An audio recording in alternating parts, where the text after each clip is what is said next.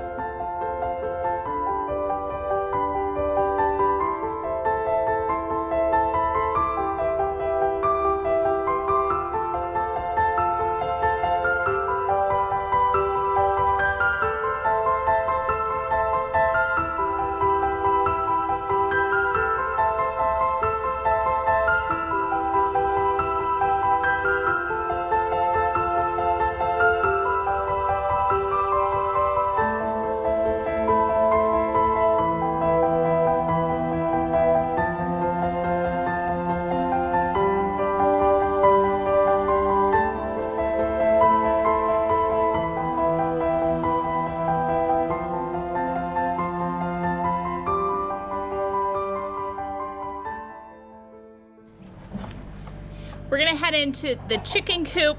What we're battling today is something fondly known as false spring. What is that?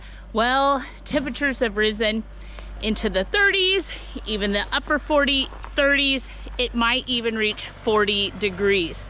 So everything in the coop starts to melt. But what's coming is negatives. Negative, not quite as bad as it was in the 30s, but -2, -3 degrees. So everything that's wet will freeze. How do you lose chickens if they can't stay warm and dry? So we are having to do the pre-spring clean, which happens every year, it turns out.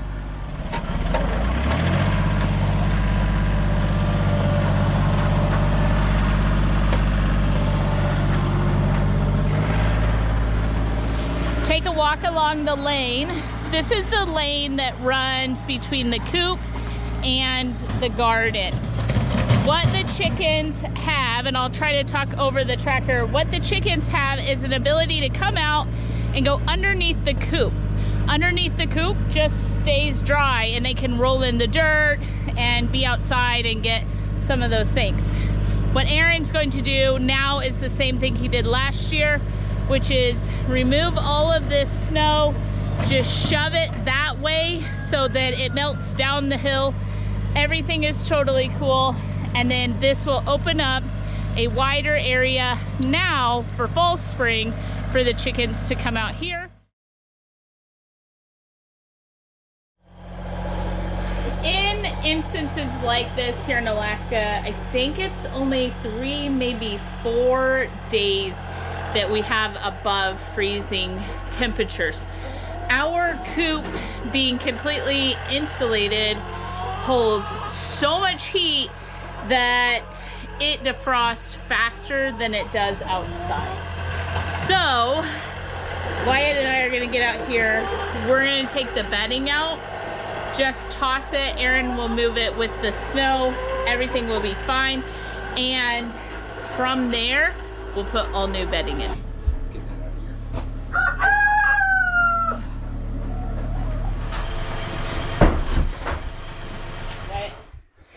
It's all hands on deck. Caleb and Destiny are here. Aaron's outside of the tractor. Wyatt is, of course, helping, and it's taking the whole family. We're having some issues with our flooring. It's lasted for 2 years, and I think I paid 20 bucks for it at Home Depot. We'll fix that this summer, but the least amount of this, we have vinyl flooring down.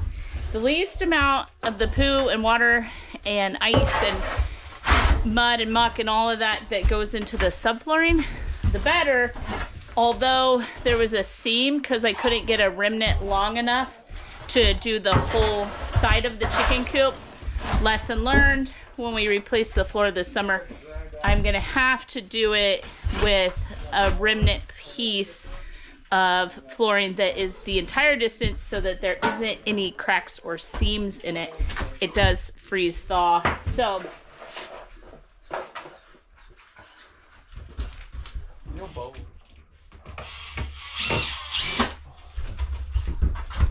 However wide it's at, go down the line. but there's 2 by 6, 1 inch over.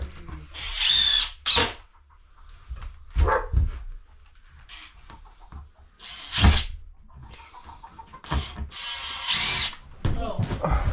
Ah! It's dusty. More my way. Come on. Huh? My way. Your way? 2 inches. Oh, fit. Oh, well, why it went all the way to the wall? Yeah. Bring it back. Go straight on this side. Good. And then ceiling straight.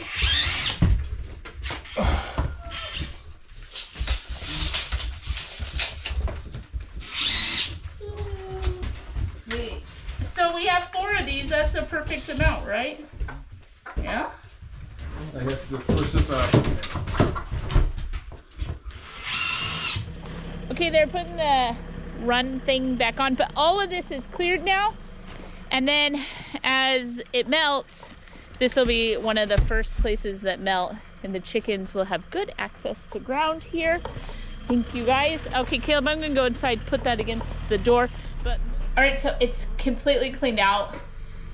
In the spring and summer, I come in here and I wash the walls. That is poop, that's not mold. I did check everywhere for that, so it's all working really well. We've got to replace flooring, but the roof is finally done, and so we need to get some dry bedding in here. I need to shut the window I did keep the airflow. It's so nice out. It's almost 40 degrees, but I get plenty of airflow elsewise, and then we'll finish up.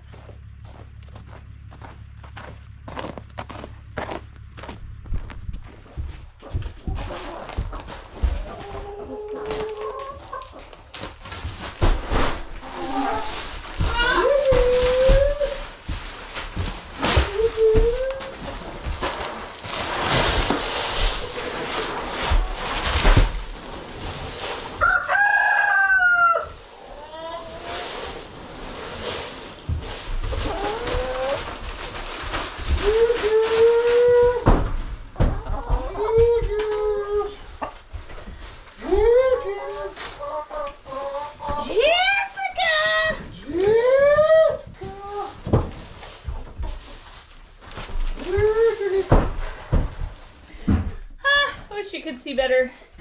It's totally clean. It's so beautiful.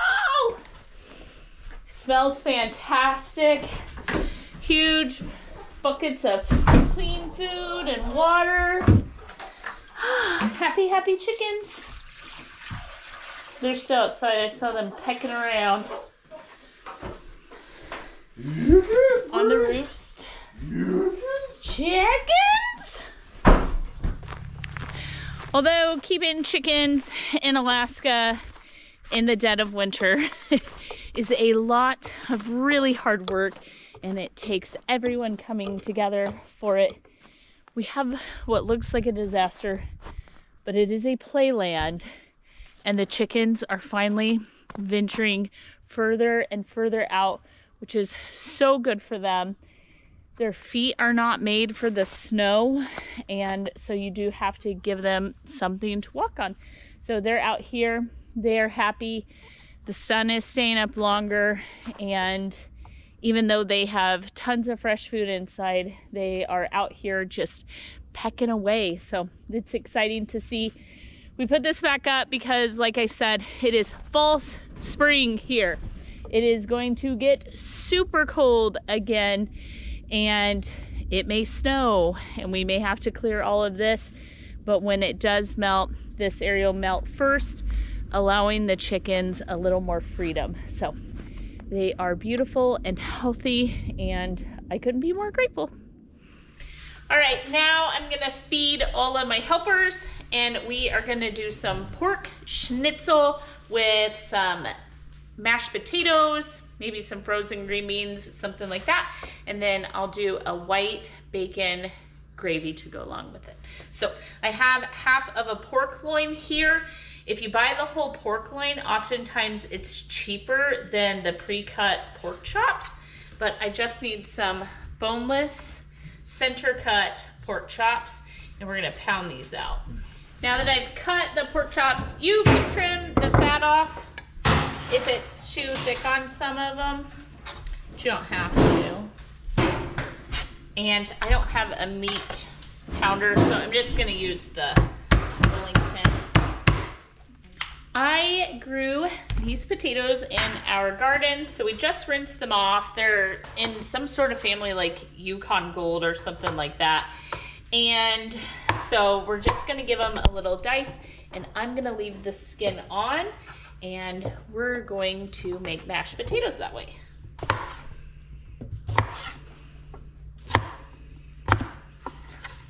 Just enough cold water to barely cover the potatoes, and then some salt, and then we're gonna bring them up to a boil. These are going to take the longest to cook, and so we're gonna get them started while we bread the schnitzel. Step one of the breading process, I have about a cup of flour here. I'm gonna season it up a little. I don't know if this is traditional or not, but I'm gonna do a little onion powder, some garlic powder, and last some paprika for color, sweet pepper. I heard someone call that today. That was funny. Step two is going to be farm fresh eggs.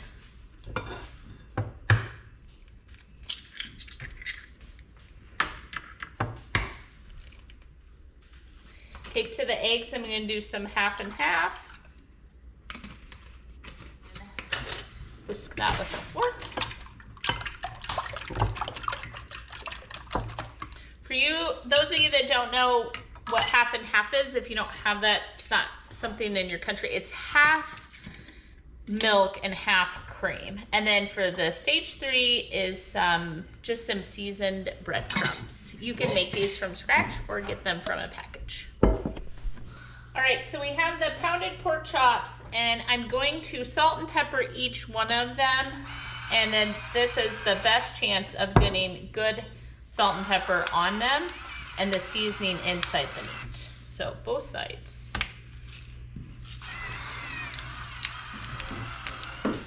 When you bread a meat like this, letting it sit for a few minutes actually helps it all stick better and then fry better and not come off. So I'm going to dredge each one in the flour, then the egg wash, and using the dry hand, I'm gonna pick up some of the bread. That way I can sprinkle it over the top. So we try to have one wet and one dry hand.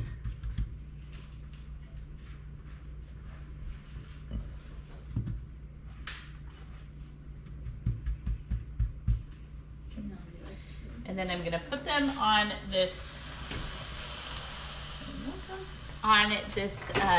cooling rack basically to set up. So next one.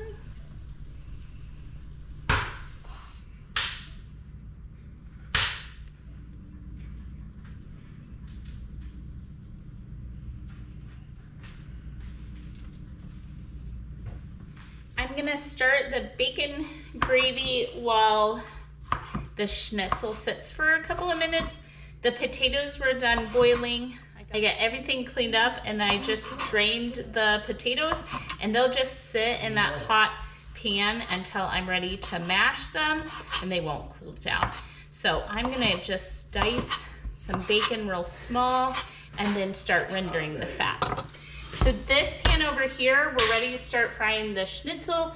I have some avocado oil that I'm gonna be frying it in, but we're pan frying, not deep frying. So I want about an inch at the most. To the oil, I'm gonna add, I thought that was more set up, a good amount of butter for flavor.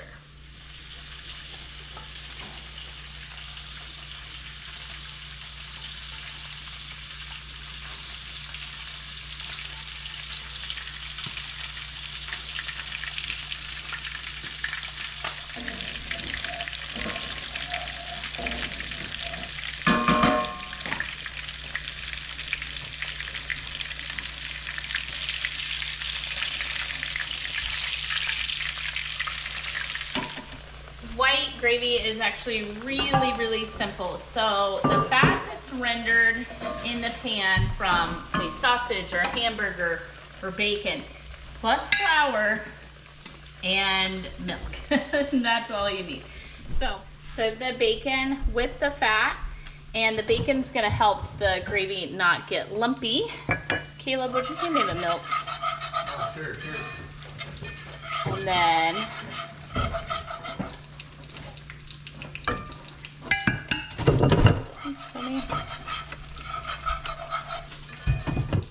and the only seasoning I ever put in my white gravy is black pepper and salt.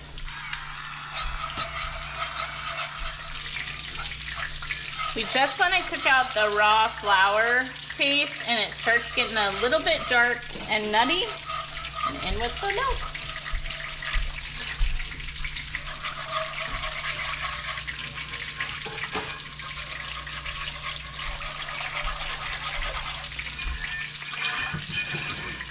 All right, I'm putting the last schnitzel in. They go for about 3 to 4 minutes per side until the internal temperature is 160 degrees. And then I just put them in a warm oven. Because the last one's going on, we're gonna mash the potatoes. The gravy is done, it's just keeping warm. And Caleb steamed us up some peas to go with the dinner. We have some biscuits, and we're gonna eat.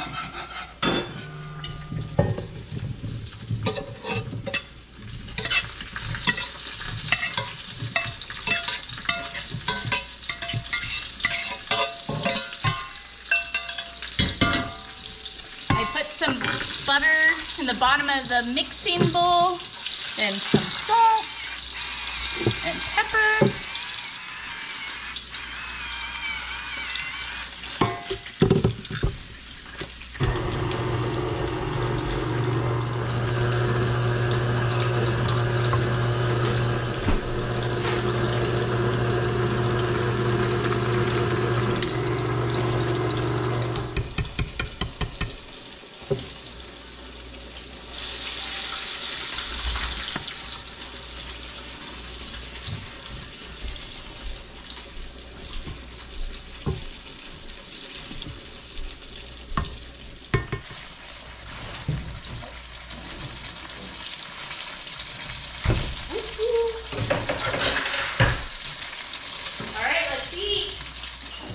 Okay, everything's hot. That's why we don't, someone asked why we don't just pass the pans around, because this one's 350 degrees.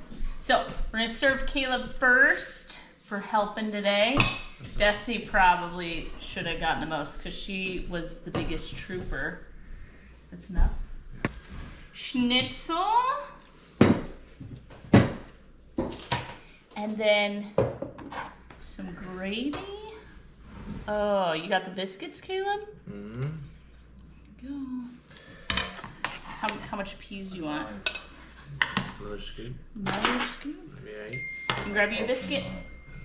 And Caleb's gonna taste test for us. Get it, get it. It's gonna be hot, baby.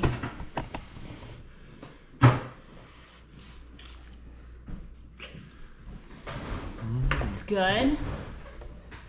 Is it really good? Okay, good. All right, there we have it. We're gonna serve everyone. Oh, perfect. Thanks for joining us today. If you have any questions or comments about keeping chickens in Alaska, leave that in the comment section. I would love to address that, maybe early spring, circle back and look at how we keep chickens here in Alaska. Maybe questions about breeds or food or anything that you might have. That'd be great. Go ahead and leave that in the comment section. We'll talk to you soon. Until next time, be blessed.